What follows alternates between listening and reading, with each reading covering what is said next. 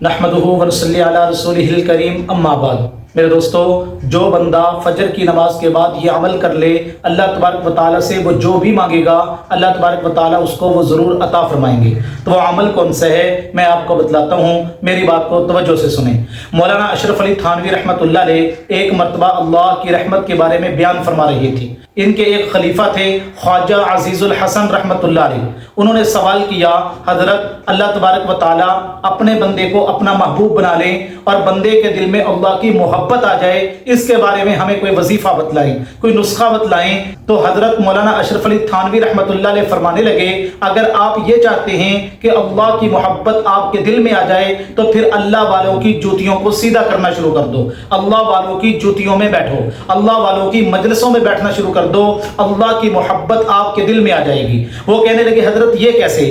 فرمایا کہ اللہ تبارک و تعالیٰ فرماتے ہیں، یا ایھا الذین آمنوا اتقوا اللہ وکونوا مع الصادقین، اے ایمان والو تم اللہ سے ڈرو اور سچوں کے ساتھ مل جاؤ، صادقین کے ساتھ مل جاؤ۔ یعنی جو اللہ والے ہوتے ہیں وہ صادقین ہوتے ہیں، جو اللہ والے ہوتے ہیں وہ سچے ہوتے ہیں۔ جو اللہ والوں کے ساتھ مل جاتا ہے، جو اللہ والوں کے ساتھ جڑ جاتا ہے، اللہ کی محبت اس بندے کے دل میں پیدا ہو جاتی ہے۔ یہی وجہ ہے، حدیث مبارکہ کا مفہوم ہے، اللہ کے نبی علیہ السلام نے فرمایا کہ ایک آدمی قسم اٹھا کے کہتا ہے، اللہ کی قسم اس بندے کی اللہ تبارک و تعالی مغفرت نہیں فرمائیں گے۔ اس کے گناہوں کو دیکھ کے وہ یہ قسم اٹھا کے کہہ دیتا ہے کہ اللہ پاک اس بندے کے گناہوں کو کبھی بھی معاف نہیں کریں گے، اس کی مغفرت نہیں فرمائیں گے۔ تو اللہ تبارک و تعالی فرماتے ہیں، یہ کون بندہ ہے جو اللہ کی رحمت سے میرے بندے کو مایوس کر رہا ہے؟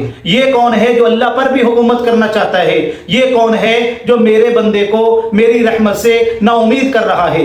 آگے اللہ تبارک و تعالیٰ فرماتے ہیں، قد غفرت، میرے فرشتوں سن لو، میں نے اس بندے کی تو مغفرت فرما دی جس کے بارے میں یہ کہہ رہا تھا کہ اللہ کی قسم اس بندے کی اللہ مغفرت نہیں فرمائیں گے، میں نے اس کی تو مغفرت فرما دی، اور جس نے قسم اٹھائی ہے میں نے اس کے اعمال کو ضائع کر دیا۔ مطلب یہ ہے، ان رحمتی وسعت کل شیء، اللہ کی رحمت ہر چیز پر وسیع ہے میرے دوستو۔ ان رحمتی سبقت من غضبی، اللہ کی رحمت اللہ کے غصے پر غالب آ جاتی ہے۔ اسی لیے حدیث مبارکہ کے اندر ایک واقعہ لکھا ہے، بنی اسرائیل کے اندر ایک ایسا نوجوان تھا جس نے 99 قتل کیے۔ اب اس کے دل کے اندر خوف آیا، اللہ کا ڈر پیدا ہو گیا کہ بہت ہو گیا، اب اللہ تبارک و تعالیٰ سے معافی مانگ لوں۔ اب یہ ایک آدمی کے پاس گیا، اسے کہا کہ میں نے 99 قتل کیے ہیں، کیا مجھے معافی مل سکتی ہے؟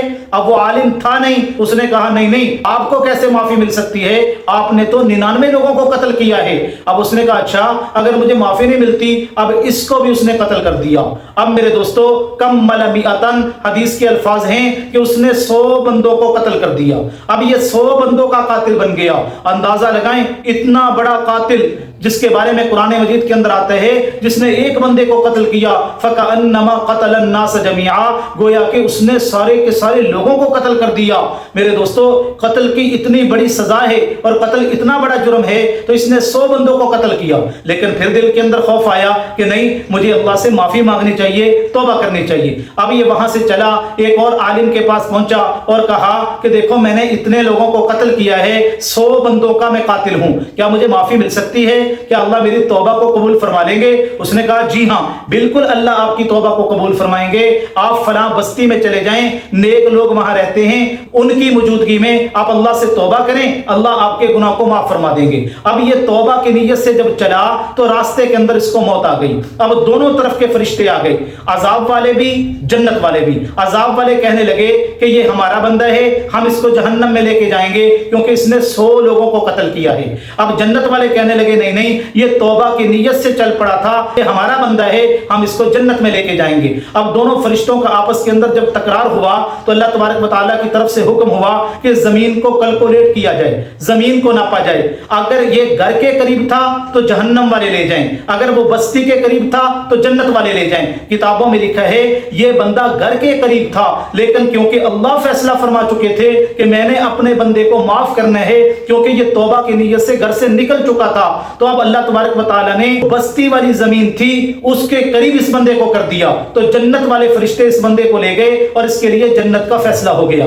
تو اب وہ عمل کون سا ہے جو آپ نے کرنا ہے؟ اللہ کے نبی علیہ السلام نے فرمایا جو بندہ فجر کی نماز کے بعد یہ کلمات 3 مرتبہ پڑھتا ہے، رضیت باللہ ربم وبالاسلام دینم وبمحمد صلی اللہ علیہ وسلم نبیہ، میں محمد الرسول اللہ صلی اللہ علیہ وسلم گارنٹی دیتا ہوں کہ اس بندے کا ہاتھ پکڑ کے اس کو جنت میں داخل کرواؤں گا، میں اس کی شفاعت کرواؤں گا۔ اتنا بڑا عمل ہے میرے دوستو۔ فجر کی نماز کے بعد ان کلمات کو 3 مرتبہ پڑھنے کا اپنا معمول بنا لیں۔ جب آپ کی عادت بن جائے گی تو ان کلمات کو پڑھنے کے بعد اللہ تبارک و تعالیٰ سے آپ جو بھی دعا مانگیں گے اللہ آپ کی دعا کو ضرور قبول فرمائیں گے۔